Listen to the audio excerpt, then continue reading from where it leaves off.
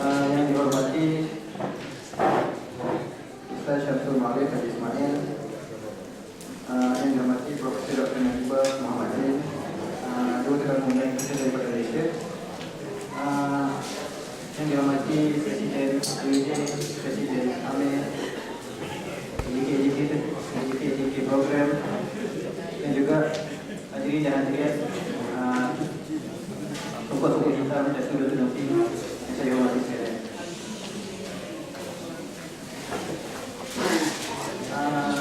Bagi meneruskan sesi kita pada hari ini, insyaAllah pertama sekali saya menjemput wakil daripada Kelab Amin Al-Qud memberikan sedikit penerangan tentang program Palestin Region. Terima kasih.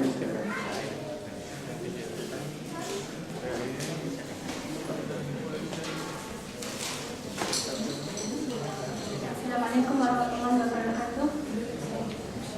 Di sini saya sebagai mewakili Kelab Amin Al-Qud ingin membuat promosi mengenai program Palestin We Care yang akan dijalankan pada 14 bulan 1 2013 dari jam 10 hingga jam 12. InsyaAllah penceramahnya adalah Johan Jin Sedaka Masashi, Program Officer for Palestine, Tokyo Office, Japan International Volunteer Center. Program akan dijalankan sepenuhnya dalam bahasa Jepun. Jadi kepada sesiapa yang berminat dan ingin mengajak rakan-rakan Johan Jin ataupun daripada negara lain, bolehlah berhubung dengan AJK KUJ di kawasan anda. Terima kasih. Assalamualaikum.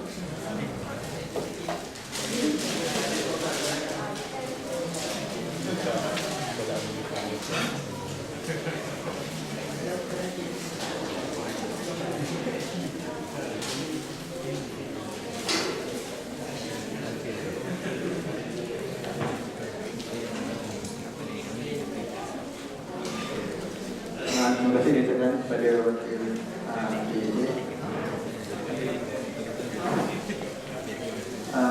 Alhamdulillah kita telah pun selesai satu sesi pada pagi tadi, iaitu tentang bagaimana seorang songkok hitam itu hendak memilih tudung pinggan bagaimana yang kita pilih dan juga sebagainya. Jadi sesi seterusnya adalah setelah memasuki perkahwinan itu, bagaimana pula dua orang pasangan tersebut boleh cara-cara berkomunikasi, cara-cara dua orang pasangan tersebut mencapai kebahagiaan di awal-awal perkahwinan. Jadi sesi seterusnya adalah bentuk forum. Sebelum itu adalah kiranya saya memperkenalkan sedikit tentang dua orang ahli panel kita pada hari ini. Yang pertama adalah Ustaz Syamsul Ma'arif bin Haji Ismail. Beliau merupakan timbalan Haji Ketua Ikram dan Islamor, pengurus pejabat Presiden Ikram dan juga ahli lembaga pengarah Muslim Berhad. Ahli panel kita yang kedua adalah Profesor Dr. Najibah binti Muhammadin. Beliau merupakan timbalan dekan di Kuliah Undang-Undang Ahmad Ibrahim Universiti Islam Antarabangsa. Kedua-dua mereka telah pun berkahwin dan telah mempunyai 5 orang cahaya mata. Jadi tanpa melengahkan masa lagi, saya menjemput moderator kita pada hari ini, iaitu Saudara Nofi Azwan, dan juga diteruskan dengan kedua ahli panel kita pada hari ini, iaitu Ustaz Syamsul Ma'arif dan juga Profesor Dr. Najibah, bagi meneruskan dengan segala hormatnya.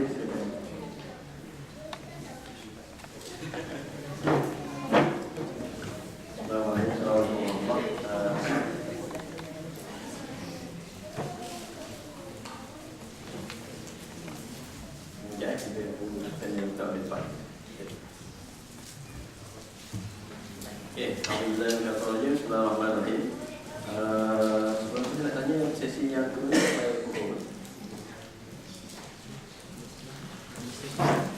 Tadi saya tengok solat asar pukul 2.30 sampai 2.30. Alhamdulillah Bismillahirrahmanirrahim. Assalamualaikum warahmatullahi wabarakatuh. Saya ucapkan kepada semua peserta dan selamat datang saya ucapkan kepada program kita hari ini lah. Tudung rokok hitam, tudung pink.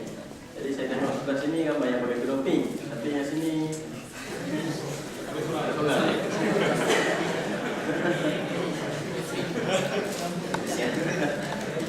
ya.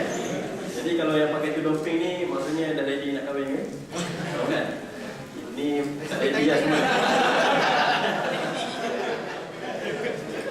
Ya. Pemakaian tidak melambangkan apa. Okey. Jadi insya-Allah saya diminta untuk menjadi moderator forum untuk slot yang kedua ni. Apa slot tajuk yang kedua? Menuju kebahagiaan rumah tangga.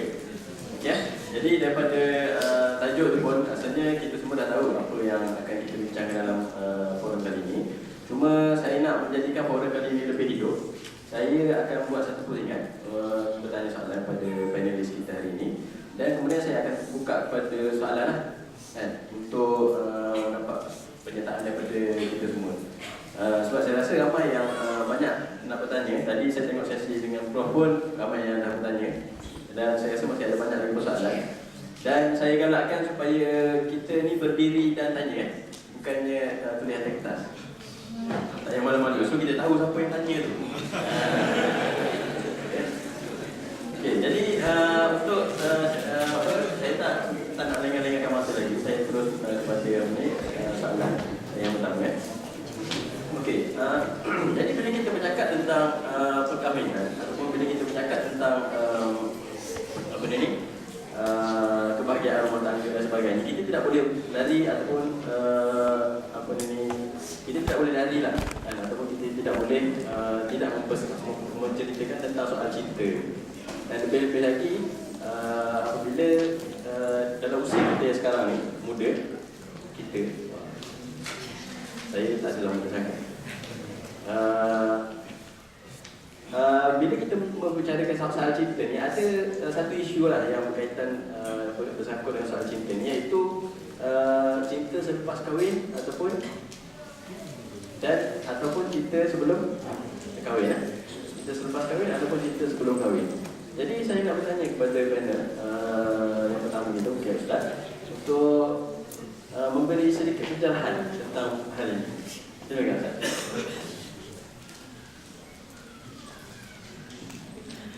Bismillahirrahmanirrahim. Alhamdulillahirabbil wassalatu wassalamu ala sayyidina Rasulillah wa ala alihi wa sahbihi ajma'in. Assalamualaikum warahmatullahi taala wabarakatuh. Apa khabar semua? Pertamanya pengurusi majlis dan ahli panel, Dr. Najibah. Kebetulan saya lah. Soalan yang diutarakan tadi berkaitan dengan cinta. Jadi bagaimana kita telah ketahui bahawa cinta tu dia agak abstrak. Kadang-kadang kita pelik lah. Pernah saya di masa kita observe orang lain, cinta ni dia tidak mengenal seseorang perempuan itu cantik ataupun orang lelaki itu handsome. Tak. Dia adalah berdasarkan kepada sesuatu yang dinilai oleh dua-dua. Tapi sebenarnya kalau kita lihat berbicara tentang cinta, pertama sekali kita mencintai Allah Subhanahu Wa Taala, ya, Allah dan Rasulnya lebih dicintai daripada segala-galanya yang lain. Tapi Islam tidak melarang, melarang sama sekali seorang makhluk lelaki mencintai seorang wanita yang ingin dikahwininya, ya.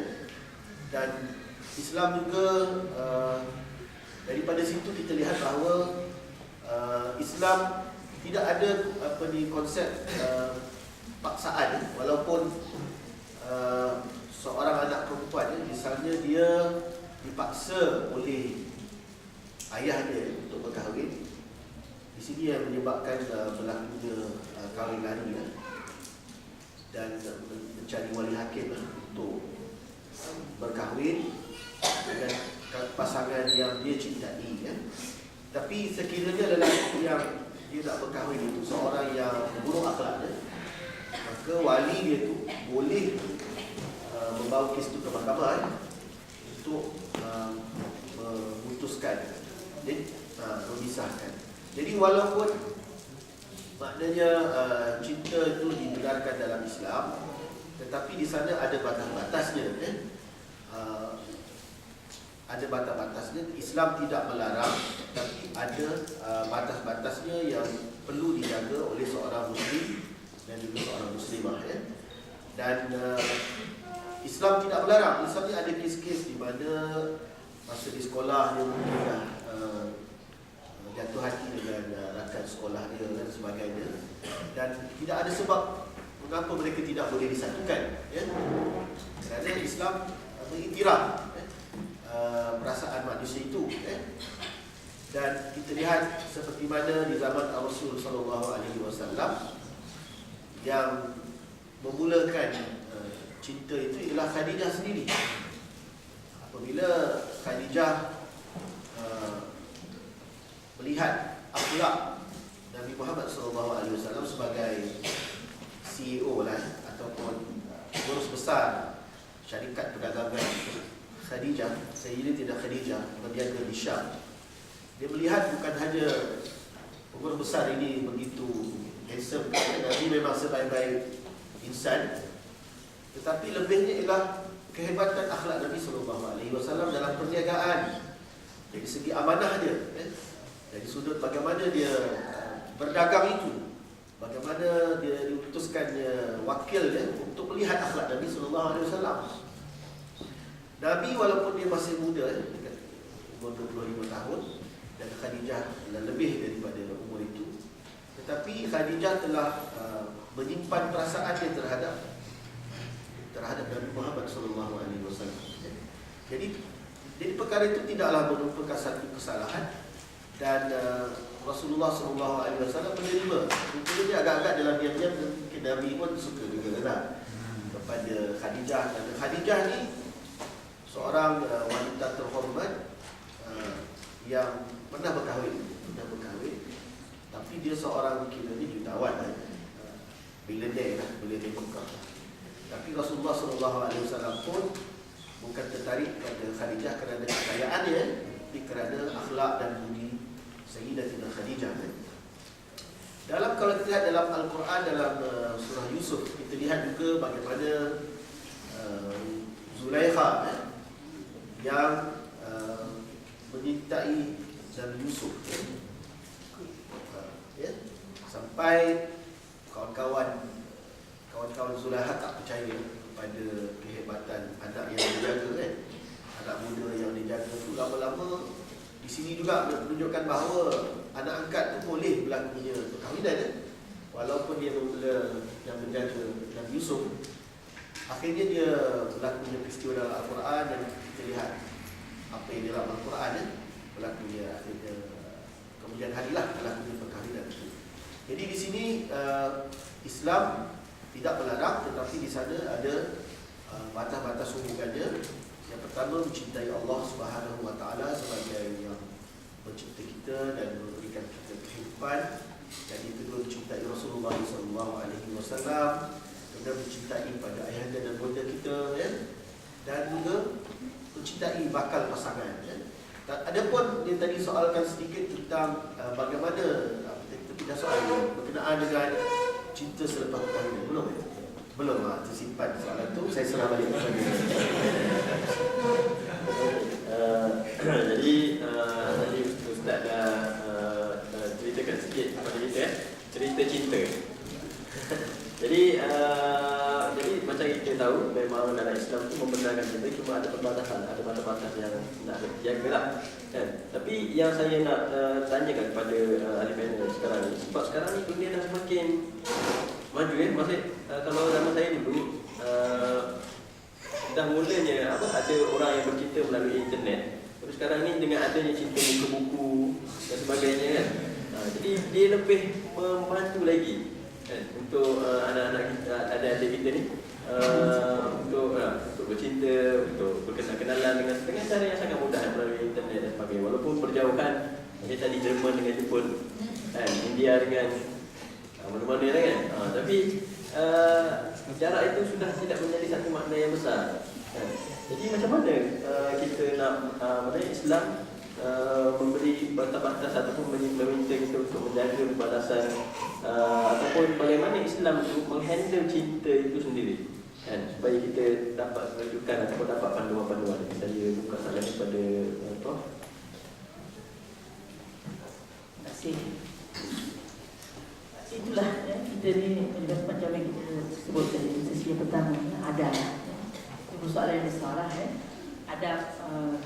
Ada pergaulan kita sama ada melalui alam maya ke, sama ada melalui hubungan ke depan ke, sama dia sebenarnya. Sebab walaupun kita kata dalam alam maya tu kita tak nampak muka ya, tapi bila kita bercakap tu dia melibatkan perasaan ya. Jadi inilah jadi apa yang kita tulis dalam itu matters ya. Sebab macam kita kata, ini bukan masalah bercinta saja ya. Kadang-kadang bila kita tak jaga adab tu ya, terutamanya dalam Facebook lah ya, maknanya possibility untuk kita nak mendedahkan segala benda tu terbuka luas ya. Terutamanya yang even yang dah berkahwin pun dan bercerita segala benda dalam internet tu kan ya, dalam Facebook tu, sehingga boleh melahirkan rasa kurang senang ya, daripada orang yang friend-friend dengan dia sebelah kan. Jadi apa-apa pun bukan masalah perantaraan. So much of the adab yang kita kena jaga apabila kita berkomunikasi. Very good example Jadi cuma yang kita dapati pada hari ini, kita lihat apabila kita berkomunikasi ya, misalnya macam kita tadi ya, apabila kita dah ada mungkin bukan kata kita tu kesukaan kepada seseorang ya, dan kita berkomunikasi, kita cari jagalah apa betul-betul yang kita berkomunikasi tu ya. Sebab janganlah sampai kadang-kadang 1-12 malam dah tidur ke kan ya, rasanya tak perlu kot kan. Ada yang kita ni kan, ada dia mengadu. Ada simpulan-simpulan pukul 12 malam dia SMS saya. Dah tidur ke? Cari pasal kalau ada pukul 12 malam. Dah suka hati lah orang nak tidur. This is something to me. Maknanya bahasa-bahasa yang maknanya membuat kita rasa tak perlu juga kan? Kalau kita tidak ada apa-apa, kalau kita tidak ada apa-apa pun lah. Kalau suami isteri itu pun juga kan? Cek-cek juga lah kot kan? Tapi itu yang kita maksud tadi kan? Cuma macam yang saya sebut tadi ya, selalunya yang banyak timbul sekarang ini adalah isu-isu yang kadang-kadang kemudahan teknologi ini disalahgunakan sehingga dia kadang-kadang menjadikan tempat untuk mencurahkan masalah-masalah dalam keluarga ini, sehingga boleh mencetuskan perceraian. Kita ada kes-kes yang macam tu ya. Dan baru ni pun ada di kalangan kakak juga ya, dia ada masalah dengan suami dia sama bercerai dan dia berkahwin lain at the same time. Lepas itu dia berkahwin lain. Jadi diceritakan pula keaiban suami dia dan sebagainya. Jadi ini yang kita tak nak Jadi gunakanlah maknanya media atau media. Jadi media itu tadi dengan sebaik-baiknya kerana kita tahu bahawa apa kita buat tu Allah. Sebab kadang-kadang bila kita berhubung pun kita tak tadi nak kahwin kan, malu saja kan, ada cerita segalanya dalam media ni, terutamanya Facebook lah. Sebab bila Facebook tu bukan seorang dua yang baca semua orang baca dan orang boleh menilai juga kita ni apa jenis orang sebenarnya kita itu kita tak nak. That kind of remarks. Dan saya selalunya tak suka sangat Facebook ni, tapi tengoklah juga kan jadi monitor anak kita ni lah, dia tulis apa dalam Facebook tu kadang penting juga kalau orang yang tak pernah kita jumpa dan sebagainya, tapi sekejap-sekejap sajalah tapi yang selalunya ada di antara kawan-kawan kita ni, sehingga boleh orang tanya kita, dia ni Sebab dia tahu kita from the same place kan. Dia kata, ni macam mana orangnya? Mula kita pun susah nak jawab kan. Dia kata nilai sendiri lah. Wallahualam. Okey, terima kasih kepada jadi minta maaf sebab pihak penganjur sudah membayar anak saya untuk beraksi. Terima kasih. Okey. Okey, sebelum saya buka kepada sesi soalan daripada peserta. Saya nak pergi kepada soalan yang tadi lah yang disimpan oleh Ustaz. Cinta percintaan sebelum berkahwin ataupun percintaan selepas kahwin. Jadi bila kita sudah mengenali dia, macam saya kata tadi melalui internet dan sebagainya, senang nak kenal orang sekarang jadi apa ya? Mungkin ada yang bila dia menyatakan hasrat dia nak berkahwin dengan seorang kepada ibu atau ayah dia, kadang-kadang ibu ayah dia tanya apa? Ni dah jumpa ke belum? Dah pergi tengok wayang sekali ke belum? Ataupun macam mana kan? Jadi mungkin kita boleh buat perbincangan sikit tentang hal ni. Ustaz. Kalau kita tadi bincang tentang kebahagiaan dalam perkahwinan sebenarnya percintaan sebelum perkahwinan rasanya tidak sama dengan after perkahwinan kerana sebelum perkahwinan banyak dipanggil persepsi-persepsi masing-masing membuat, kecualilah orang-orang barat, mereka dah berkedudukan, jadi tidak ada apa lagi yang tak dikenali sebab itu mereka mencuba perkahwinan itu dengan duduk serumah. Jadi bila mereka dah duduk serumah setahun, 2 tahun di alam universiti, akhirnya mereka rasa bosan dan mereka tinggalkan pasangan mereka, cari pasangan lain pula. Jadi Islam, walaupun Islam tidak melarang percintaan, mungkin dia datangkan daripada Allah Subhanahu Wa Taala, kalau dapat tengok bunga rumah pun jadilah, kan? Dapat terima surat baru benda cukuplah. Tapi semua itu hanyalah khayalan-khayalan, persepsi-persepsi yang akhirnya bila dia berlakunya alam perkahwinan, berlakulah realiti, terbukalah hakikat, makrifat dan hakikat dan makrifat dia tentang calon-calonnya. Bagi kita amat pelik kalau kita lihat di media-media hari ini. Kita lihat tak nak sebut nama mana-mana pihak artis mana-mana negara lah mereka begitu hebat sekali bercerita masuk dalam saya kalau pergi kedai gunting rambut baru saya terbaca lah majalah tu sebab kedai mamak dia itu yang ada, saya membaca juga tengok apa sebenarnya artis-artis nak melakukan. Jadi mereka nampak begitu mesra lah, beratus-ratus ribu, 222 ribu, 12 sen lah dia kan. Tapi tak lama perkahwinan itu. Kenapa Kenapa jadi begini? Bukankah mereka mengatakan mereka dah dulu di alam percintaan sekian?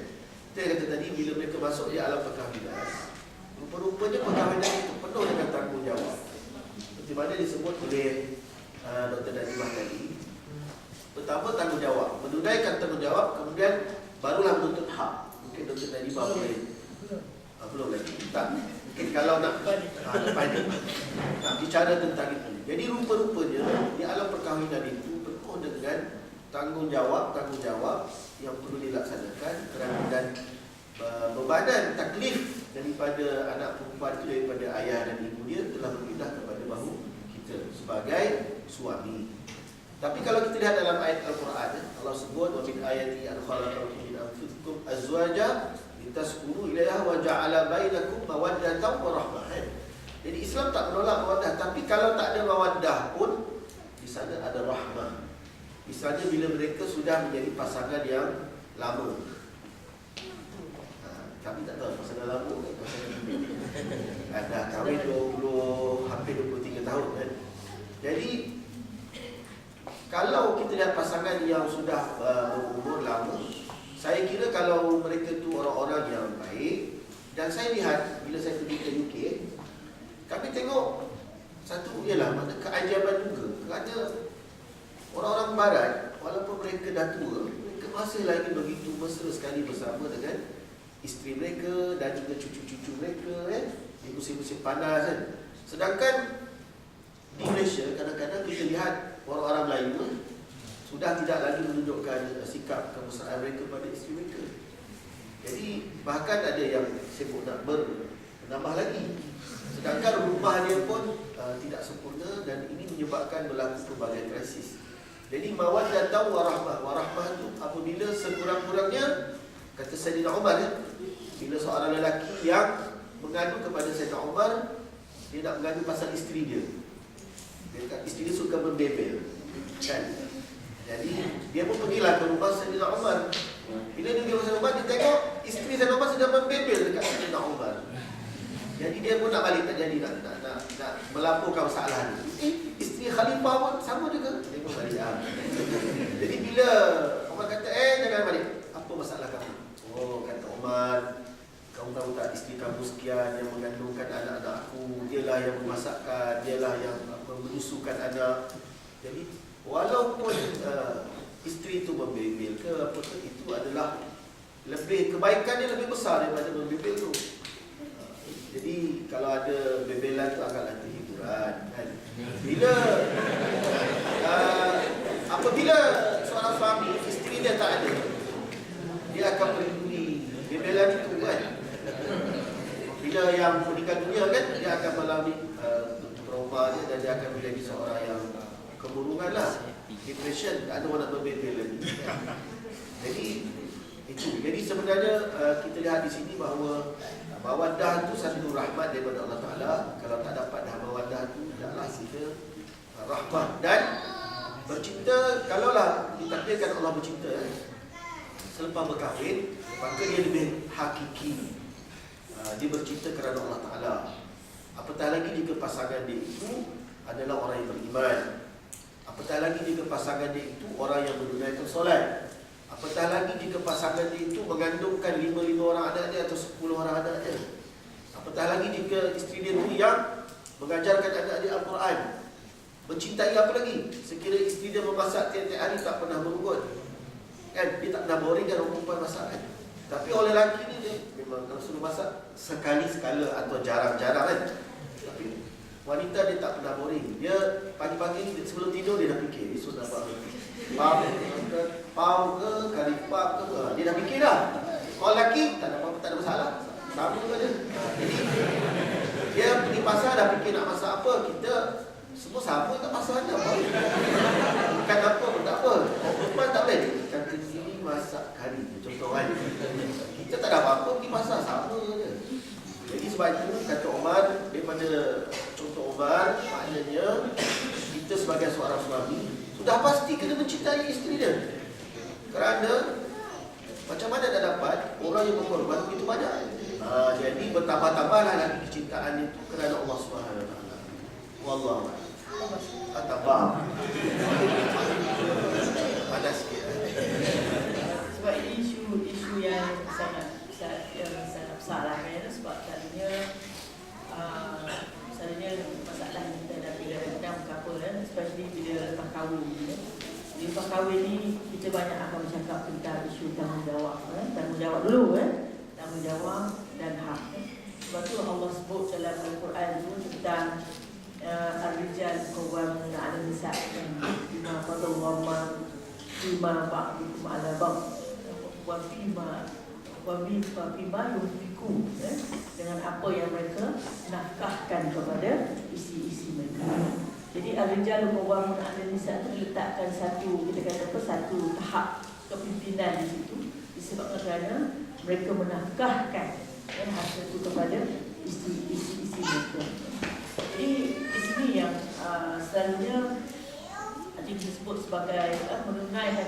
Jadi biasanya daripada pengalaman kes-kes kita apabila maknanya pihak-pihak saling melakukan tanggungjawab, terutamanya suami lah, sebab banyak kes-kes yang kita hadapi pada hari ini, terutamanya yang saya sebut tadi tentang kadar perceraian tinggi itu boleh dikatakan Kalau tidak disebabkan kerana ada hubungan dengan ada ekstra kata marital affairs, ya, kebanyakannya juga ada kaitan dengan masalah neglect, ya, maknanya tidak memberi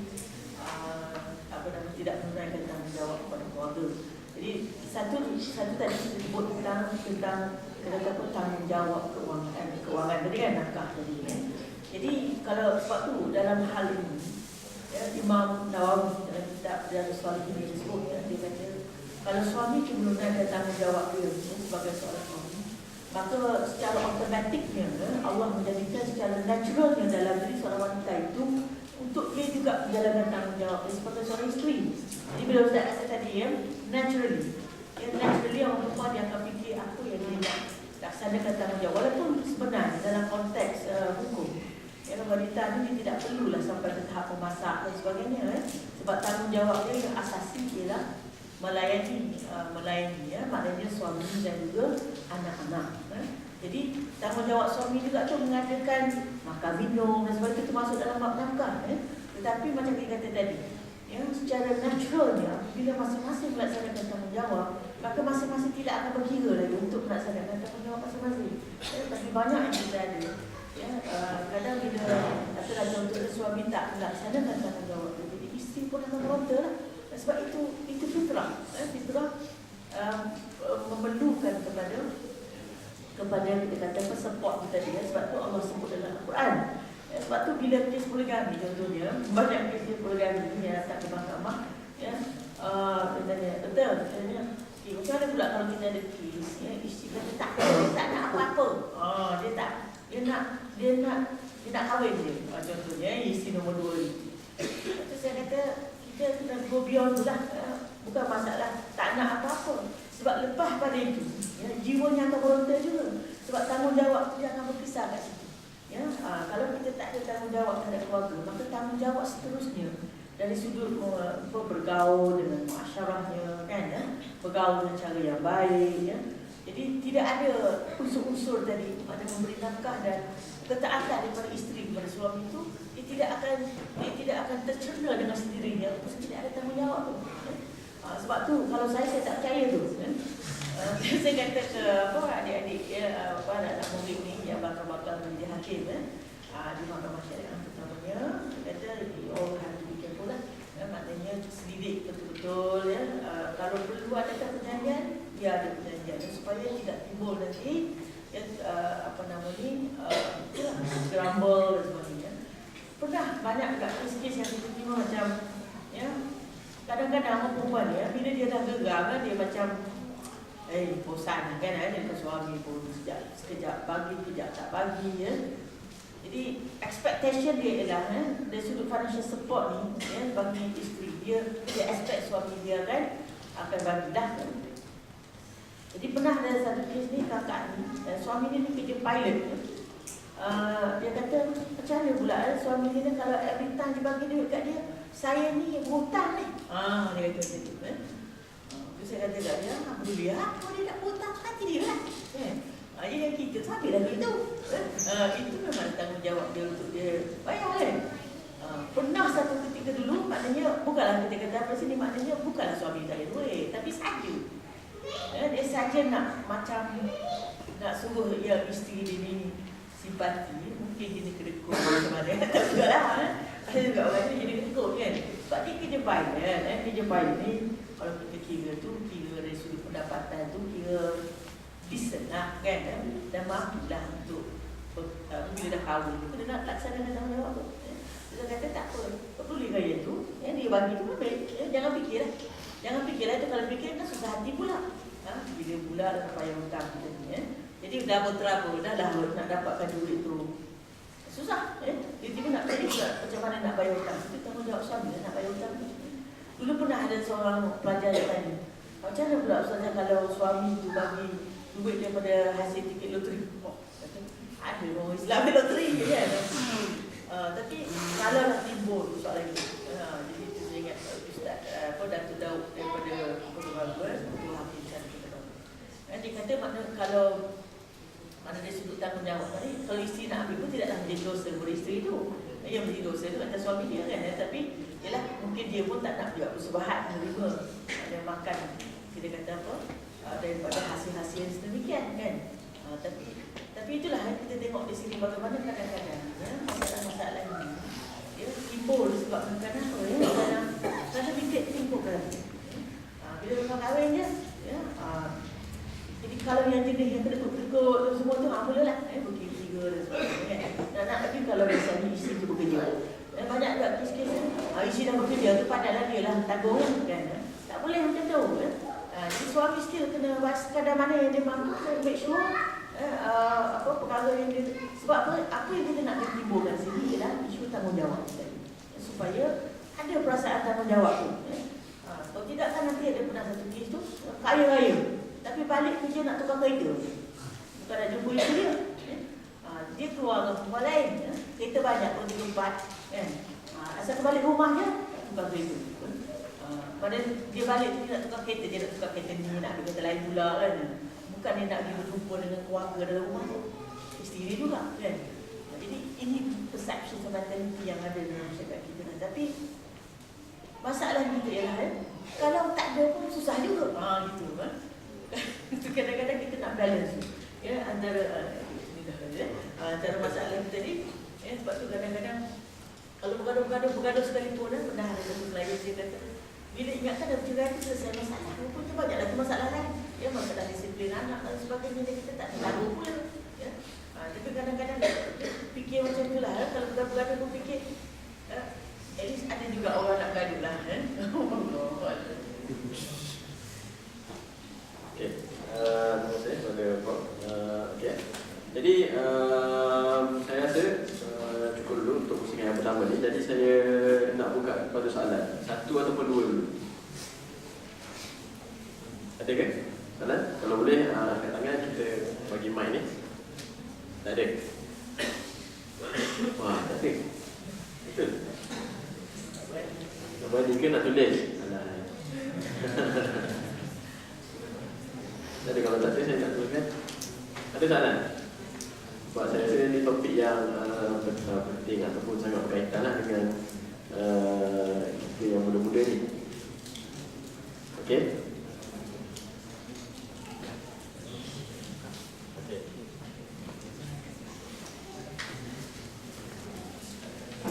Sebut nama dan universiti mana ke?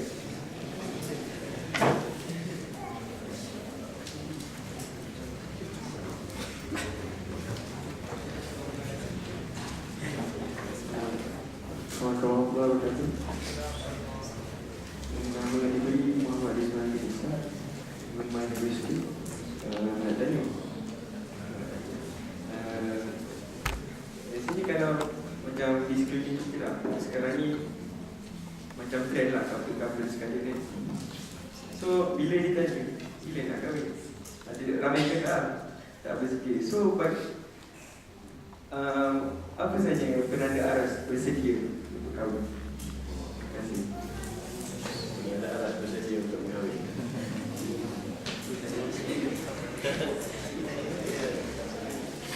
Saya jawab sikit dulu Pertama, dalam isu dibangkitkan tadi, perbuatan couple ni pertamanya tidaklah dianjurkan. Apatah lagi kita untuk couple berdoa, yang ketiganya adalah daripada syafaat. Dan bahkan kali ini kalau kita lihat data-data di luar sana, jumlah anak luar nikah atau sakta sara yang dibuang ialah kerana hasil daripada bukan perkahwinan yang ataupun anak yang tidak dikehendaki.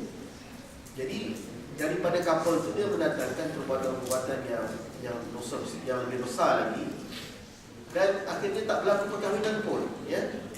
Jadi selalunya yang menjadi mangsa dalam couple itu kaum wanita, kerana kaum wanita ni dia insan yang lemah. Bukan lemah tu maknanya dia tak pandai maksudnya mudah dikuasai emosi dia. Tapi itu secara umum. Tapi ada wanita yang garang, yang tegas, emosi tidak boleh dikuasai oleh lelaki.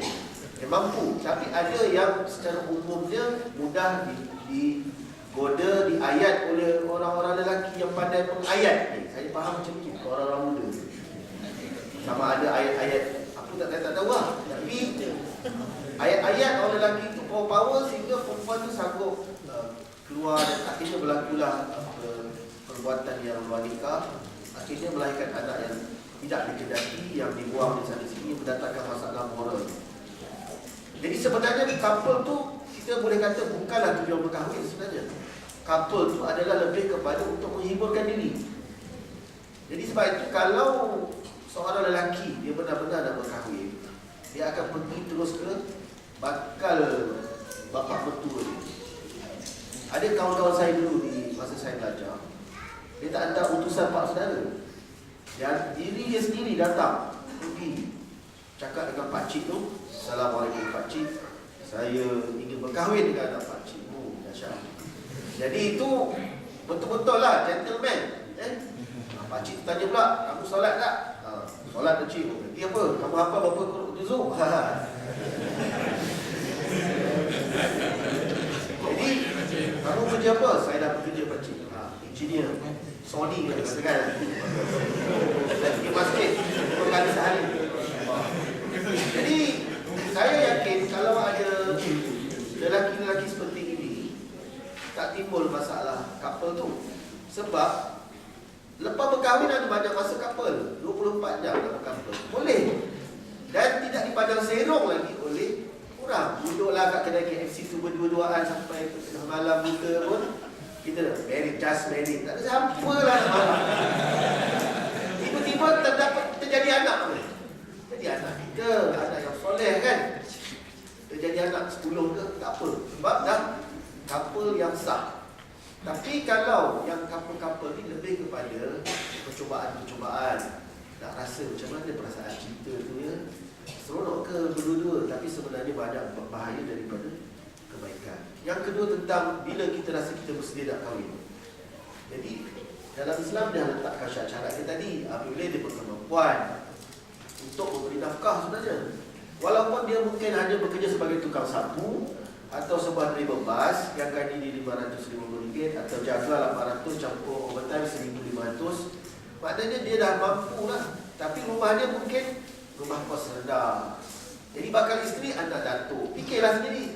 Lu fikirlah sendiri. Macam mana nak kahwin dengan anak datuk, nak duduk rumah kos rendah.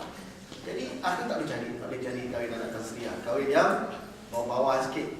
Ya, dia tukang sapu tapi beriman kan, yang muslimah. Jadi okey, tak apa duduk rumah kos rendah. Bila mempunyai sudah menjaga Islam dia solat, dia tidak melakukan dosa besar, dia berpuasa, dia ada kemampuan nafkah, kemudian dia tidak berzalimi. Kalau dia berkahwin, dia tidak berzalimi wanita tersebut. Kalau dia berkahwin, dia karate isteri dia akan jadi kes mahkamah, domestic violence. Kalau terpukul sampai mati, jadi kes hukum gantung pula nanti. Tak tahu hukum gantung atau penjara seumur hidup. Jadi maknanya kalau dia bergaduh-gaduh, keluar pisau dan sebagainya, memang ada kes yang bergaduh main pisau-pisau. Ini bahaya. Jadi maknanya di sini orang yang berkahwin tu tahu sendiri. Islam mengajarkan dia punya timbangan dia. Kita yang nak berkahwin, lu fikir sendiri. Hukum, aku dah layak ke tak layak, sembahyang tak sembahyang, macam mana sikap, boleh ke menanggung anak orang, mengambil anak orang sebagai isteri kita dan sebagainya. Kita dah bahan teman. Mengambil tanggungjawab. Maknanya kesediaan untuk mengambil tanggungjawab. Sebab tu macam di kebanyakan di negara-negara barat ni, ramai yang mengamalkan cohabitation. Faham kan? Cohabitation ni dia bukan perkahwinan, tapi dia duduk sama-sama macam suami dan isteri. Sebab dia kerana mereka satu tu mereka tak nak tak nak bila berkahwin ni kan ada timbul tanggungjawab kan tadi macam kena bayar alimoni sama undang-undang kita sama je, bayar nafkah. Jadi tak nak tu, dia nak duduk macam pasangan suka sama suka gitu, tapi ada anak. Ada anak, ada yang sampai ada anak. Tapi yang ini yang kita dapati hanya a small percentage saja yang akan berakhir perkahwinan. Daripada research yang telah dibuat lah. Sebab tu dalam Islam itu bukan masalah trial and error tu jadi masalahnya kita cubalah avoid macam tadi kalau kita berhubungan sampai ke tahap sampai ke tahap tiba-tiba macam tak ada Islam sebab ini boleh menyebabkan banyak kebongkaran keaiban-keaiban dan ini lah yang perlu kita gerakkan. Jadi apa-apa pun uruskan dengan baik lah. Kalau nak apa nama ni, kalau ada perasaan dan sebagainya itu dalam Islam ni semua berikut tentang isu pengurusan. Sebab pernah kan itu ada kes yang kahwin sampai 11 orang kan di Malaysia, tertangkap. Sampai 11 orang apa mazhab lah. Ya apa yang kita sebut tu. Tapi dia kata apa? Sebab dia kata dia kahwin orang ni dia tak puas hati. Dia kahwin hati pula tak puas hati. Memanglah tak puas hati sebab apa? Tak ada siapa yang perfect pun kan. Tapi kalau itulah yang menjadi objektif perkahwinan, maka tak sampai bila mungkin sampai 100 orang pun tak puas hati. Itulah Allah Alam. Jadi kita setelah apa-apa pun kita ambil Islam sebagai ukuran dalam apa-apa tindakan ini. Tambah sikit berkaitan dengan couple. Sebenarnya kalau kita lihat dari segi permata permata yang berharga ni orang tak boleh tengok. Dia di dalam bekas dia kan. Lagi mahal, lagi orang tak tengok, lagi mahal. Jadi kaum wanita adalah ibarat permata. Kalau permata ni dah di couple kan, sampai 10 kali couple, dia punya nilai dah jatuh. Dah lusuh orang. Dia ni bekas abu. Minta maaf, bukan abu sini lain. Abu, Ali, Ahmad. Dulu dia dah 5 kali couple lah. Semua tak jadi. Semua kata dia tu memang tak bagus. Jadi maruah gadis Melayu yang terakhir, wanita muslimah terakhir ni akan menjadi lusuh. Semua dah boleh cerita pasal perangai dia. Siapa yang nak kahwin kan, yang sudah terkenal segala-galanya kan.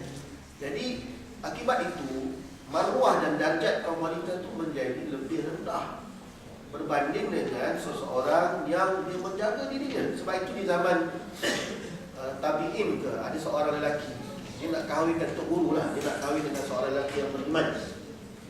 Jadi dia kata kat lelaki beriman, wahai lelaki, kamu nak tak kahwin dengan anak aku? Ya, tapi anak aku ni buta. Alamak, buta? Boleh tak? Boleh. Lagi anak aku ni tempang. Boleh lagi? Boleh. Lagi anak aku ni pekak. Sudah, pekak, tempang. Nak kahwin tak? Tengok fikir, anak Tok Guru ni bolehlah kahwin kan? Sebenarnya Tok Guru tu nak test saja.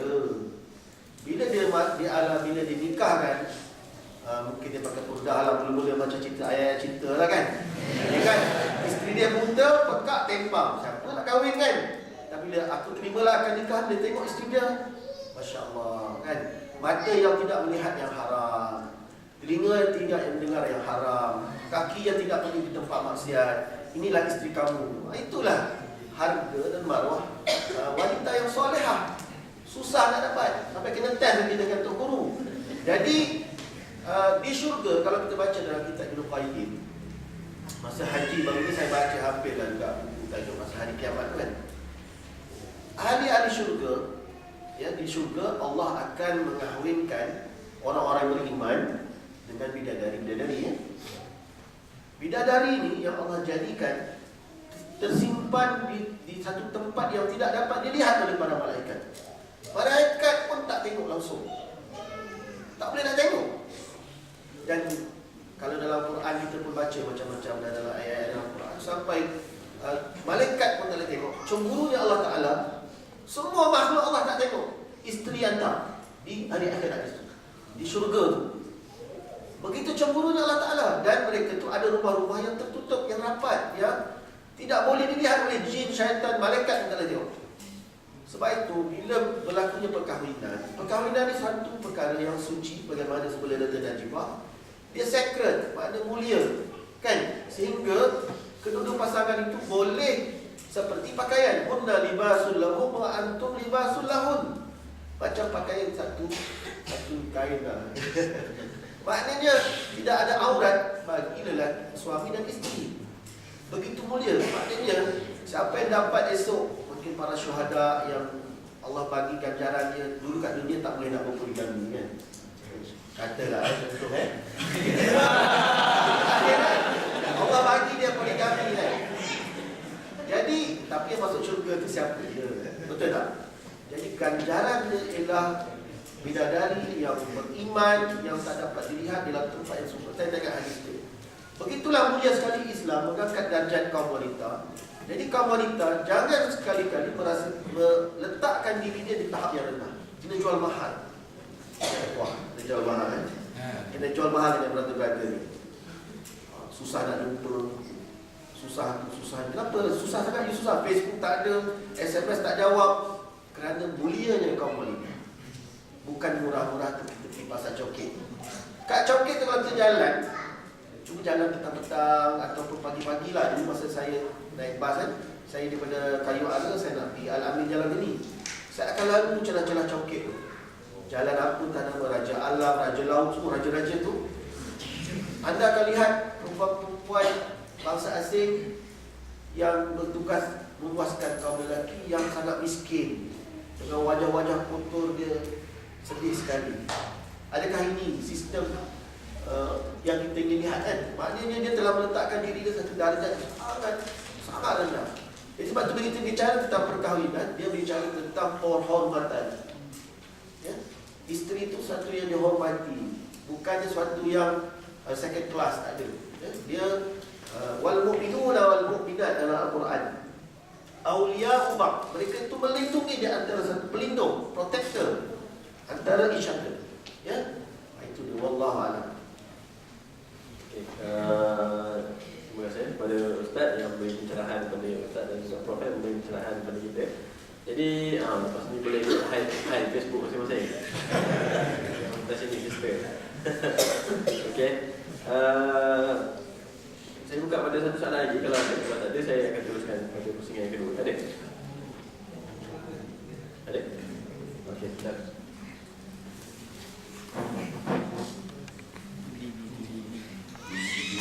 Assalamualaikum warahmatullahi wabarakatuh. Saya Ahmad Firdaus bin Azrain dari IWT Universiti. Saya ingin bertanya mengenai sukufu dari segi harta, iaitu saya memandangkan kira harta itu bukannya dari segi harta yang ada, tapi melalui prospek kerjaya, iaitu macam sebagai contoh kami mungkin kami sebagai engineer ataupun mungkin ada degree dan bakal pasukan kami tu mungkin mempunyai master atau PhD. So macam bagaimana nak tahu skufu tu macam mana? Dan mungkin dari segi kerjaya tu mungkin engineer, doktor, adakah itu skufu ataupun mungkin kalau dikatakan kalau mungkin bakal kami tu yang kalau mungkin kita yang berminat tu yang belajar syariah sebagainya, mereka punya ilmu agama yang lebih tinggi daripada kami, adakah itu juga boleh tidak sekufu? Terima kasih. Kan tentang sekufu. Tadi saya rasa dalam slide Prof ada juga tentang sekufu, jadi saya bagi kat Prof kedua. Mungkin terangkan apa maksud sekufu dulu, bukan dia tak faham. Terima kasih soalan tu. Dia apa namanya, kalau kita memang ada pandangan yang berbeza lah antara mazhab-mazhab. Tapi yang konsisten dia adalah kufu dilihat dalam dua aspeknya, iaitu daripada aspek akhlak tadi dan aspek agama. Walaupun kalau kita lihat dalam mazhab Syafi'i, dia meletakkan pelajaran pun sebagai satu aspek kufu juga. Tapi sebenarnya apa yang penting di sini ialah apa kita maksudkan di sini, kufu itu maknanya equal standing lah dalam masyarakat. Sehingga orang tidak tengok, maknanya daripada pandangan orang tak nampak bahawa apa ni, kalau kita kata inilah kalau seorang perempuan tu yang ada degree contohnya, dia nak kahwin dengan tukang kebun, ya? Jadi memang daripada pandangan mata luar tu tak kumpulan kan, sebab yang ni ada pelajaran, yang ni tak ada pelajaran, kan? Tapi katalah yang perempuan itu yang ada degree dia nak kahwin dengan tukang kebun ni seorang yang sangat baik bagi dia dan dia tak ada masalah jadi kufur bagi dia, kan? Tapi dari sudut pandangan, maknanya kalau katalah sebab dia isu kufur yang timbul ni macam ni, isu kufur yang timbul dalam konteks kita Indonesia ni banyak jenis yang macam ni ya.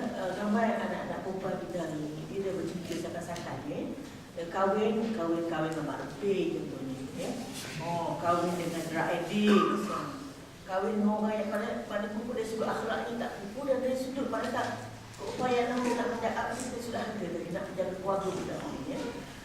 Jadi di situlah yang kita dapat very obvious lah, sehingga kan yang banyak kes Pak Jenika kahwin lari tu ayahnya akan interview lah, akan masuk balik ke mahkamah untuk membatalkan kahwin. Jadi macam kita kata tadi, yang saya kata yang pun ataupun yang imam ke apa semua kan, yang mungkin ada CJ ke kan, mungkin tak ada lah. Itu kalau kita kata dia tengok dari sudut potensi untuk dia develop diri dia tu ada contohnya, itu tak ada masalah kan. Cuma macam kita kata tadi, itu dari sudut idea ni. Tapi kalau kita nak tengok dari sudut kita kata parenting, tidak ada hak, tidak ada kita kata apa, macam kalau kita nak cari yang pasangan tu biarlah sama-sama yang mempunyai kita kata level education tu yang lebih kurang sama, supaya senang kita nak cakap ya. Sebab ini kadang-kadang katalah cakap ni tak tahu, cakap tu tak tahu, kadang-kadang kan ada, kalau misalnya ada setengah orang cakap macam ni ya. Ini bukan berkait dengan masalah kita kata apa education background, tapi dia berkait dengan dalam dakwah ya. Seorang isteri ni dia dah mungkin dah banyak takut dah sampai dah tahap dia dah usaha. Suami ni pula ni agaknya baru dah sikit dia banyak. Jadi bila dia tanya tu tak boleh nak cakap, ini tak tahu, kita tu tak tahu, ni tak tahu, tu tak tahu, lama-lama jadi fed up. Dia jadi fed up, jadi menyebabkan dia akan berdiri, dia mula macam tawar hati kan, tawar hati, lama-lama dia bergerak. Maknanya tak sampai ke tahap itu, kita lihat boleh jadi macam tu juga ya. Kalau lah isu-isu kufur tadi tidak betul-betul diraihkan ya, tidak dilihat.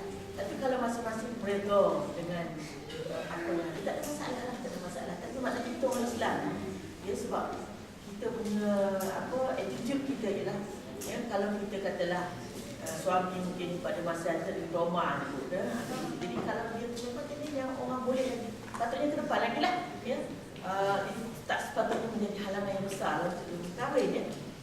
Tapi sekarang ni ya, kita lihat macam degree ataupun level of education ni, dia bukan hanya melihat dari sudut status dalam masyarakat ya. Tapi dari sudut kita kata pada sudut undangan ataupun sudut realiti, dia akan menjadi dia jadi harta intelek kan. Dia ada value di situ intelek. Sebab tu macam kita zaman Paklah disebut modal insan ni, itu nama modal insan ni kan. Mana dia ada capital ni. Jadi bagi saya macam inilah, kita ambil jalan sederhana ya. Jadi yang kita nak fokus di sini ialah membina keluarga ya, membina keluarga yang baik ya. Jadi dalam konteks tu kita sederhana di sense that mungkin give and take dalam aspek-aspek itu. Kalau orang yang pentingnya akhlak dia ya, akhlak dia dan agama dia, dan yang lain tu biasanya boleh diuruskan ya, sebab kita kata apa, manusia ni dia mesti always lebih baik daripada hari ini kan. Cuba saya nak bagi satu contoh. Pernah ada satu kes ya, orang Malaysia lah isteri dia ni, dia kerja tukar sampah juga lah, sebab dia kerja postman ya. Jadi maknanya kita kata level of okey lah, maknanya dia orang boleh dapat anak lima. Tapi perempuan ni dia pula ada berjumpa dengan foreigner kat UAE tu, dia duduk rasa macam foreigner nak kat dia juga kan. Jadi dia macam mengharapkan bahawa nanti dia akan kahwin dengan foreigner ni semua. Jadi jadi mula dia tawar hati dengan suami dia tu. Suami dia buat kerja baik, tak ada masalah. Tapi masa dia datang jumpa saya tu, kata saya panggil lah dua, kata kalau ada isu tu yang menjadi masalah, isu keuangan dan sebagainya. Jadi orang fikir situ lah untuk buat kerja ekstra lah untuk dapatkan keuangan. Tapi sebenarnya bukan itu. Dan sebenarnya dia tertarik ke orang lain. Jadi at the end of the day, yang suami ni pula, maknanya dia tak kisahlah, maknanya dia nak satu tahap supaya macam cerai lah. Jadi memang cerai. Yang suami ni pula, dia hantar dia postman kan. Jadi bila dia hantar surat atas surat ni, isteri pun macam dah tahu hati dengan dia. Jadi ada orang perempuan visil tak silap saya. Ini adalah kepada-pada belum terbagilah tisu kat dia kan. Oh baik perempuan ni kan. Jadi nak ada benda, maknanya perempuan dia cerai dengan suami dia. Tapi suami itu kahwin dengan isteri. maknanya yang susahnya satu perempuan kan. Jadi maknanya kalau kita lihat pesan value, di mana value kita letak di situ, walaupun mereka pada saya tengok di situ, walaupun dia kerja sebagai ataupun peraih rendah dan sebagainya, dan suami dia kerja dia kan sebaik, tak ada masalah tak ada masalah. Cuma saya ingat yang lebih penting di sini ialah the right assumption. Kita punya mindset.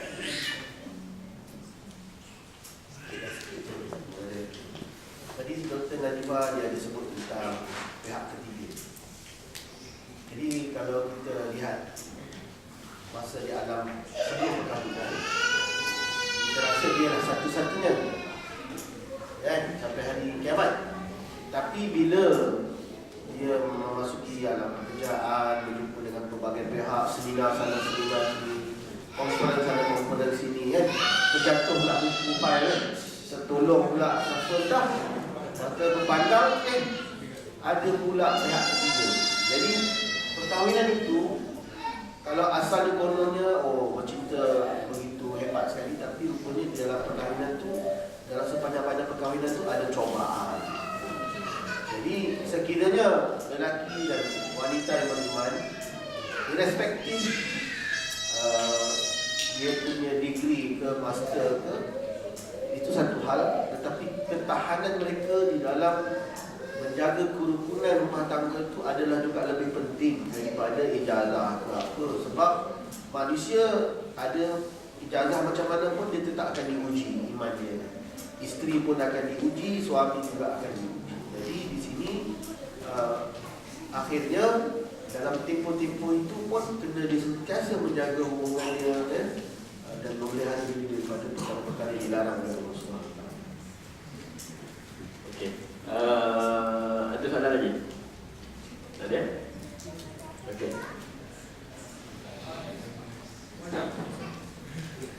Okey. Jadi untuk pusingan yang seterusnya, saya nak membawa kita kepada alam perkahwinan lah. Jadi sebelum ni tadi Ustaz dah ada soalan. Okey, silakan. Silakan.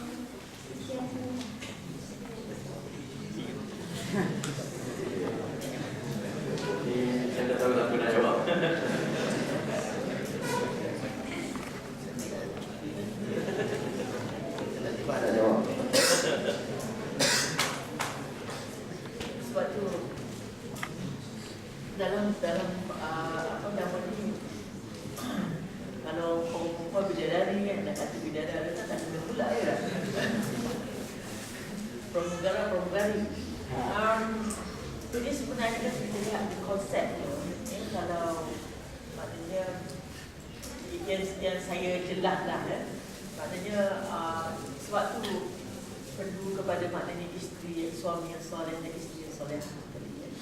Jadi maknanya apabila di syurga nanti insya-Allah maknanya suami yang soleh itu akan bersama-sama dengan isteri yang solehah itulah maksud dia kan.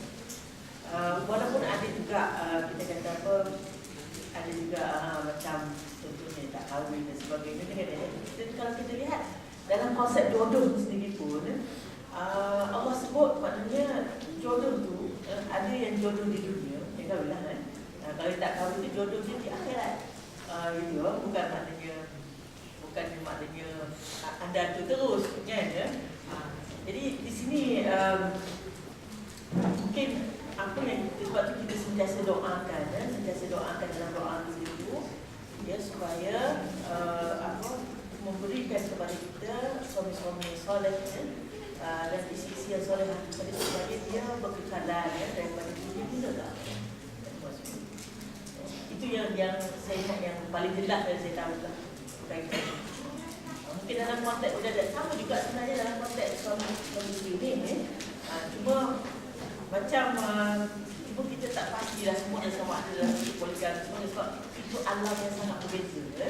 Alam yang sangat berbeza agak samiat lah tapi kita beritahu oleh Allah Subhanahu Wa Taala tu dalam konteks sebenarnya dia menggambarkan tentang satu adat Islam. Cuma kita sebagai orang-orang Islam kita harus beriman, kita mesti beriman. Jadi tidaklah nak menunjukkan bahawa tak aci lah. Orang lelaki dia sebut pasal bidadari kan. Orang perempuan tak disebut asong pasal sama. Kalau kita lihat dalam konsep cuma kita tahu selalunya ya, dalam dalam konteks hukum dan sebagainya dia biasanya sama. Kalau walaupun kitab ni maknanya rujukan kepada lelaki, perempuan pun sama mendapat kita kata apa balasan yang sama. Jadi macam soalan sebenarnya kepada kaum wanita macam itu oleh doktor, orang yang perempuan yang solehah katakan dia even macam perkahwinan bila sudah meninggal dunia berlakulah sebagai pembubaran juga sebagai apa kematian suami dan isteri.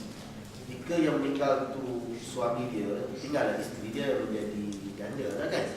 Jadi janda tu bolehlah berkahwin, boleh dinikahi oleh lelaki lain. Tetapi jika wanita itu tidak mahu menikahi lelaki lain dan dia hanya mahu kepada suami dia, terserahlah ya sampai hari akhirat. Dan wanita-wanita juga diberi pilihan dalam kitab Ibn Qayyim itu, sekiranya dia pernah berkahwin 3 kali, tinggal suami kahwin dia semua dia ambil, ada 3 bekas suami. Nanti di hari akhirat ditanya mana adalah suami kamu yang kamu inginkan, sebab dia dah berkahwin 3 kali kan, 3 kali jadi janda. Semua yang kahwin meninggal dunia lelaki kan, ada kan. Jadi sudah tentu dia akan memilih suami dia yang bertakwa, yang ahli syurga lah. Jadi macam Dr. Najibah sebut, ialah perkara-perkara syariat, perkara-perkara hari akhirat, kita pun tak tahu bagaimana keadaan sebenarnya. Cuma kita yakin bahawa yang memasuki syurga itu ialah orang-orang yang soleh dan soleh. Biasanya tidak ada maksiat, tidak ada dosa, bahkan qalu salama, ucapan-ucapan yang sejahtera, salam sejahtera, salam sejahtera. Yang memasukinya adalah ahli syurga, orang yang beriman, mereka tidak melakukan maksiat ataupun teringin untuk melakukan maksiat, dan itulah ganjaran mereka di sana kan. Serahlah kepada Allah Subhanahu Wa Taala Jadi sebab ada juga kawan saya beritahu di Syria misalnya, ramai di kalangan akhwat di muslimat Syria ni yang para hafizah, mereka tak berkahwin, tetapi wallah alam sebab apa tak berkahwin, tapi mereka sangat giat mengajarkan Al-Quran kepada puteri-puteri lah, termasuk pelajar-pelajar Malaysia kan.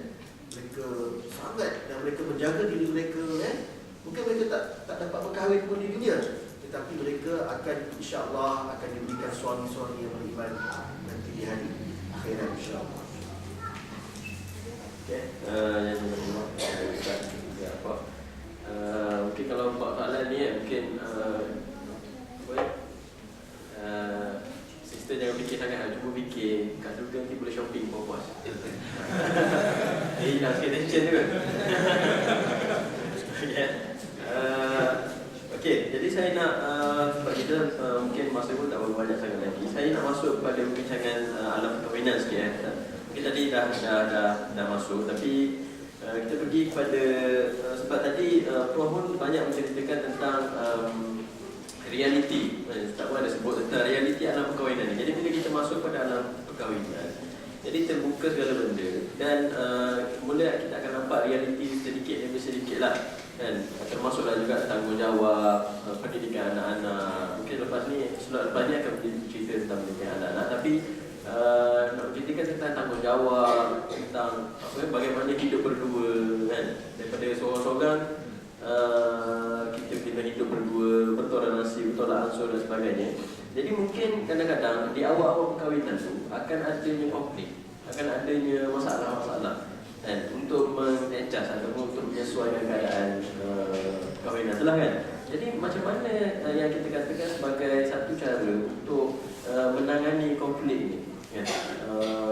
Moga-moga boleh jadi panduan untuk mereka yang bakal berkahwin ataupun yang bakal menempuh awal-awal dalam perkahwinan. Saya sentuh sedikit saja insya-Allah di sini.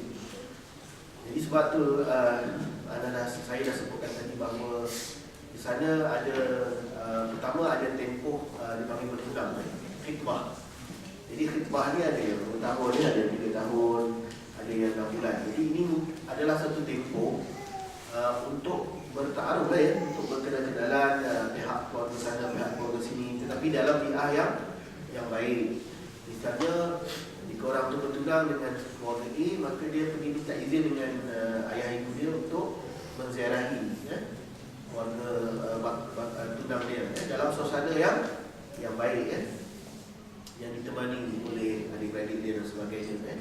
Itu adalah tempoh pra lah.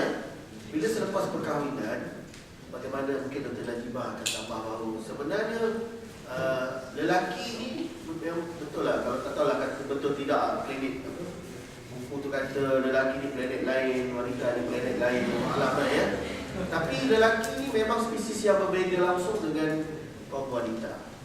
Jadi kaum wanita tidak boleh anggap lelaki yang dikahwini itu seperti dia. Kalau dulu dia suka keluar minum teh tarik pukul 10 malam, lepas kahwin isteri dia nak sekat. Yang tu dia kadang-kadang konflik lah tu. Abang ni memang kalau pukul 10 malam ni mesti kena teh tarik nak jumpa kawan-kawan lama. Jadi isteri dia baru kahwin lah. Dia bang keluar-keluar ni, kena report kat dia pula. Jadi abang ni dah rasa macam gelisah, payah sikit nak keluar minum teh tarik kena bagi tahu kemudian. Jadi lelaki dia memang gitu. Tak sama dengan wanita. Dan wanita pun tak sama dengan lelaki. Memang spesies lain. Tapi bagaimana wanita tu dibentuk daripada unsur Nabi Adam wanita tu diletak di sini di hati. Jadi oleh kerana kita ni spesies yang berbeza, pula pantai yang berbeza. Satu pantai timur, saya pantai barat. Dia pulau panjang, saya pasir panjang. Jadi lain-lain lah. Saya makan pecal, dia makan nasi kerabu. Tapi kalau kita pandai, anggap ni satu sinergi. Sebab tu perkahwinan tu dipanggil kontrak juga dipanggil kontrak pernikahan. Dalam bisnes dipanggil law of partnership lah. Kalau law of partnership yang saya belajar sikit pasal bisnes ni, apa-apa yang dia dapat daripada tu adalah hasil bersama. Betul ke Dr. Najibah? Okey, jadi biasanya law of partnership ni apply dekat lawyer-lawyer. Azman, Ali dan Abu dan kawan-kawan. Itu semua partner tu. Mana-mana yang projek yang dapat oleh Ali, semua akan share dalam company tu. Dia tak boleh, oh ya dia punya mana ada 100,000 simpan dia. Tak boleh Jadi perkahwinan adalah law of partnership. Jadi sharing kekuatan dan juga berkongsi kelemahan. Kelemahan isteri tak sama dengan kelemahan suami, kelemahan dia tak sama dengan kelemahan isteri Jadi bila kita sinergi, dia sepatutnya makin kuat, bukan semakin lemah. Kerana ada saling ta'awun alal birri wa taqwa. Saling bantu-membantu di atas dasar takwa. Suami susah nak bangun pagi, isteri jenis awal bangun pagi, maka dia pun kejutkan suami dia. Suami pandai baca Quran, isteri mungkin kurang sikit boleh baca Quran. Jadi suami ajarkan isteri dia baca Quran. Suami pandai masak, isteri kurang pandai masak, suami ajar isteri dia memasak. Atau isteri pandai masak, suami pandai masak juga. Maka cerialah rumah tu. Anak-anaknya sangat beruntung lah. Kerana dua-dua pandai masak. Atau dua-dua ahli Al-Quran. Maka cerialah rumah tu. Kerana ayah dan ibu dia boleh mengajar Al-Quran. Kalau dua-dua alim dalam agama, maka beruntunglah anak-anak tu dapat berguru dengan Profesor Riyadi Tak lupa Mak dia tapi Profesor baik sikit. Jadi kan macam itulah Al-Ghani dia suka the law tu Profesor baik sikit Soalan bocor tak boleh Jadi maknanya di situ tanggung tanggungjawab dia adalah sepatutnya adalah sharing dan berkongsi. Suka dan duka, itulah dia perkahwinan. Berkongsi kegembiraan dan air mata. Kan? Bila isteri kita sakit, kita susah hati. Bila suami sakit, isteri susah hati. Jadi saling gembira bersama dan duka bersama. Kita dah jimat.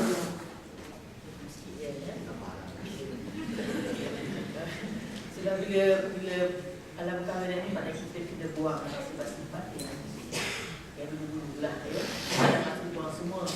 Tapi maknanya yang pentingnya dalam kahwinan pun ada awaliyat.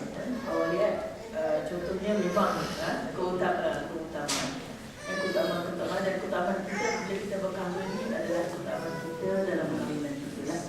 Jadi katalah sometimes ada konflik of interest. Konflik of interest tadi macam kita nak pergi conference, nak pergi nak buat research, nak pergi semua tu tadi. Jadi ada konflik itu di sini kita kena banyak musyawarah macam mana nak selesaikan masalah kita. Tapi at the same time maknanya suami tidak boleh juga maknanya menyekat isi dia tu untuk kembali ke depan. Sebab konsep qawam yang kita ada dalam surah An-Nisa, kita rijal qawam dan An-Nisa tu. Maknanya qawam tu ialah tanggungjawab suami tu untuk nak memastikan kalau isteri dia tu boleh maju ke depan lagi, dia kena dilak. Gitu kemampuan isteri dia tu lebih lagi ya.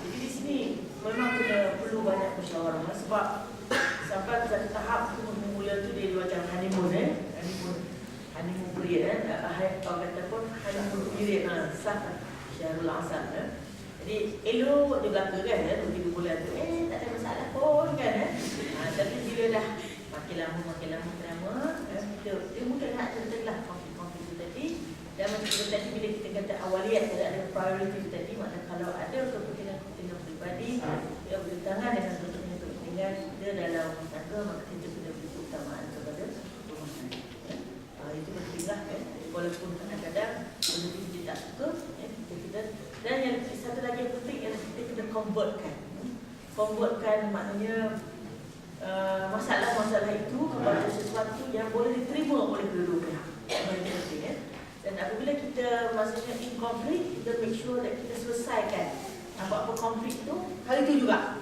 Jangan tangguh-tangguhkan sebab bila bertangguh tu dia jadi macam luka lama pun dah kembali tak tahu tu masalah tu dah bahaya. Saja nak sikit benda kita dah tak kesal. Kalau kita tengok cerita Piramli kan, yang Muhammad Zain macam jadi suami orang India tu kan, yang puja isteri dia bergaduh kan sebab macam cerita apa? Bujang lapuk. Bila bujang lapuk tu bila dia orang tidur tu tengok ada bergaduh-gaduh kan, jiran dia kan. Tengok Muhammad Zain tu dia berlakon lah kawan-kawan jadi puja-puja isteri dia kan. Bila puja-puja makan pujukan pula kan. Jadi suami ni kena pandai lah memujuk lah. Jadi para suami kena jangan terlalu lebih ego sangat lah. Kadang-kadang lelaki ni dia ego memang tinggi kan. Jadi bila berkahwin semua. Jadi kadang-kadang pihak suami kena merendahkan diri dia. Kena mencari akal untuk memujuk isteri dia. Sebab kadang-kadang berlaku kes-kes perkahwinan kerana suami dia tak pandai mencari akal untuk menjaga kebahagiaan rumah tangga sehingga berlaku perceraian. Banyak kes sebab tu. Bukan sikit. Kerana tak tahu nak berkomunikasi dan tak tahu nak memujuk isteri. Jadi suami tu kalau perlu berangis, keluar air mata, buang air banyak-banyak, sikit-sikit. Aimo tu apa memang salah lah. Memang susah lelaki nak kata salah. Dia rasa tak salah, apa salah. Tapi kadang-kadang orang lelaki dia kenalah mengaku salah. Jika tidak esok masalah akan berlanjutan.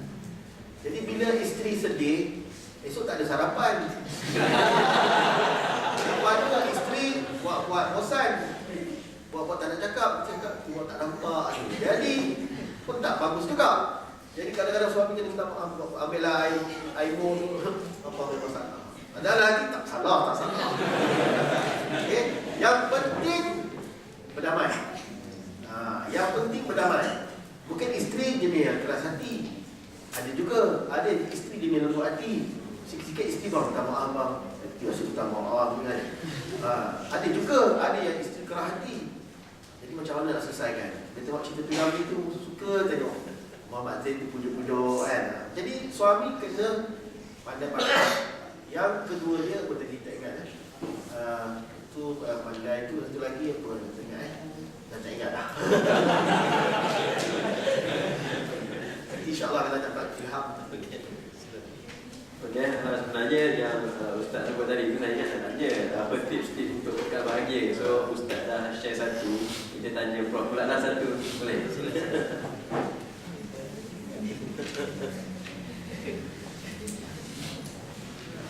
Saya rasa tak apa nama ni, tidak ada masalah dalam perkahwinan ni kan. Cuma macam kita tadi, kita kena cari titik kesamaan. The common ground, ya. Common interest kalau dia panggil, kalau kita pun common organ ya. Common, kita cari common. Kalau yang common ni antara suami dan isteri tadi, dan kita ignore, sekali ignore tadi maknanya kita tidak memberi lebih kepada individu, sebab kita dah share ya. Jadi saya rasa ini yang penting ya, dalam mengenai ini yang sentiasa mengutamakan apa nama ini kepentingan bersama-sama ya. Sebab macam dan satu lagi maknanya kita kena selalu bertanya kepada orang yang dah pengalaman kerana mereka banyak kita kata treasure khazanah yang bernilai ya, yang boleh kita pelajari ya. Sebab kita ni kadang-kadang ikut emosi apa nama ni emosi lebih ya. Kadang ego tinggi ya. Ada seorang kawan ni egonya sangat tinggi sehingga kan apa nama ni cawan tinggal dalam rumah dia tak boleh tukar orang lain. Maknanya itu je selipar dalam rumah dia tak boleh, anak-anak tak boleh pakai. Tuala, tak sampai sebab tuala kamu terlalu tinggi ego. Jadi sampai sekarang pun kita tak selesai, dah berpuluh-puluh tahun tak selesai kes rumah tangga itu. Jadi itu macam saya kata tadi, ego tu orang lelaki seperti lah kan. Dia buatkan kes-kes yang kita ada banyak ego dia tinggi ya. Mana kena lower down lah. Jadi sama ada isteri mengalah ke suami mengalah ke. Tapi kalau saya suka kalau suami mengalah kan.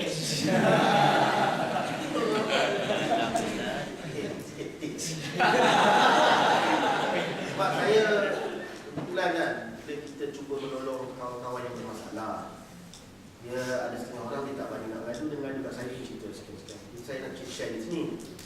Jadi ada satu sahabat saya, Dr. Tengku ni lah, dia bincang, dia pun cerita pasal masalah kekecewaan wanita. Jadi dia pun bagilah kata-kata William Shakespeare. Kami masa kat Oxford lalu juga kawasan-kawasan Shakespeare tu. Jadi dia kata, kalau betul tidak, orang perempuan yang boleh mengesahkan depan ni, para suami cek.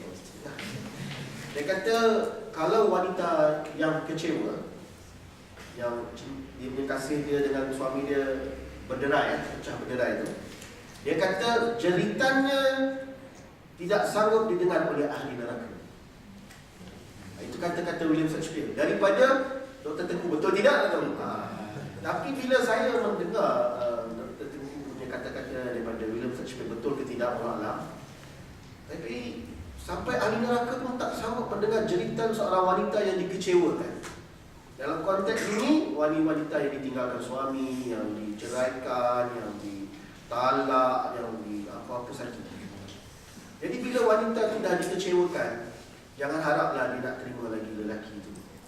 Kerana dia dah berderai dah. Jadi sebab itu, para suami, janganlah sampai permata itu berderai. Kan? Kalau boleh, rawatlah dia sebelum jadi. Kan? Jadi sebab itu, kes kawan saya ni, isteri dia ada sakit, diabetes. Jadi dia selalu letih, dia kerja sebagai guru, dia letih, dia ada diabetes, darah tinggi, kucing manis, semua ada semua. Jadi dia tidak dapat melayan suami dia pada waktu yang diinginkan. Maka suami berkata, kalau macam ni abang nak kahwin lagi. Kahwin abang. Tak cepat dia jawab, saya nak kahwin lagi. Kahwin abang, boleh. Tapi kata-kata wanita itu dipaham oleh lelaki, alhamdulillah. Tetapi bagi kaum wanita itu satu kesedihan yang mendalam, yang kalau betul-betul suami dia pergi kahwin pula, hari perkahwinan katalah, ada kes kawan saya berkahwin, dia ajak isteri pertama dia pun ke tempat.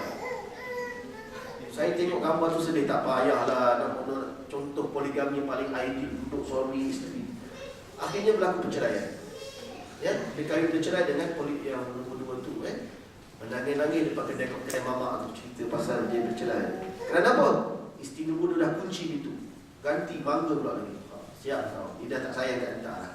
Jadi maknanya apabila isteri tu dah dikecewa, maka rumah tangga ni dah jadi gloomy lah. Jadi dia pun tanya nasihat kat saya pun jadilah pakar kaunseling sikit lah kan. Dah belajar dulu diploma in crisis counselling sikit. Belajar kata apa gini so saya kaunseling. Jangan cakap hantar nak kahwin lagi.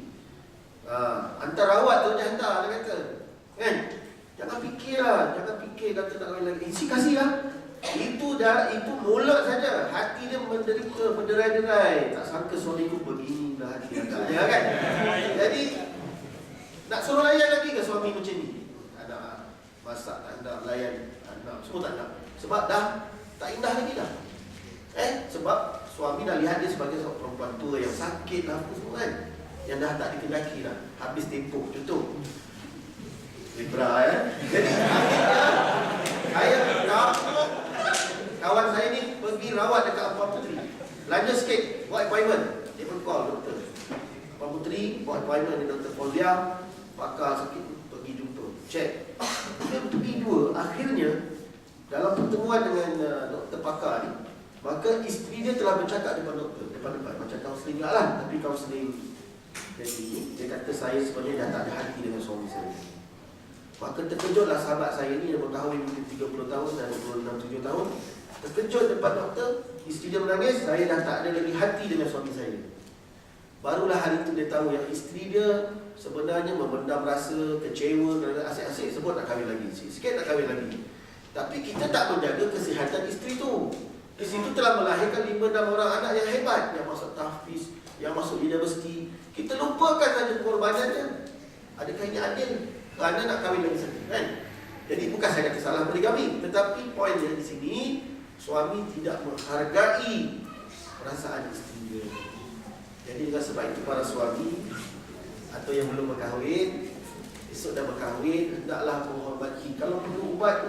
Jadi saya kata lalu dia orang makan ubat, dan dia orang exercise, dia cuba rutin, ubah rutin. Mereka rasa dah berfikirlah nak melancong berdua. Tak pernah tak berjalan berdua melancong selama hidup ni, tak pernah. Pergilah Medan ke seminggu, 2 hari ke 3 hari, biarlah kembali menghidupkan kembali suasana perkahwinan yang awal dulu. Kerana penat menjaga anak-anak ni sampai dia besar. Jadi kadang-kadang perasaan isteri itu sudah tergurih, bukan tergurih lagi, dah luka parah, hancur. Itulah saja Allah. Jadi terima kasih banyak-banyak saya ucapkan kepada kedua-dua panelis. Saya rasa macam mana? Kita ada masa untuk soalan ke ataupun kita dah tak ada masa?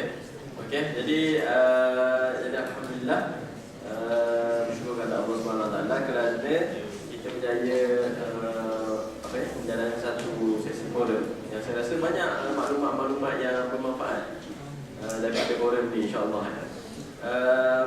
Jadi akhir kata, semoga apa yang kita dapat daripada forum ni dapat kita jadi panduan bagi mereka yang belum berkahwin, dan juga saya rasa bagi orang yang berkahwin pun, saya rasa seperti saya dah dapat banyak juga info-info dan juga tips-tips dan juga maklumat-maklumat yang insya-Allah akan membantu perkahwinan kita semua.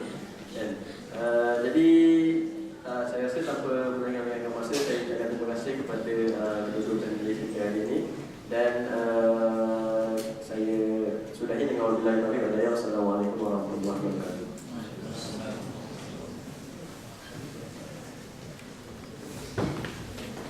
Terima kasih kepada Tuan Moderator, Ustaz Mabrur dan juga Profesor Dr. Najibah atas perkongsiannya. Untuk seterusnya kita akan bersolat asar. Jadi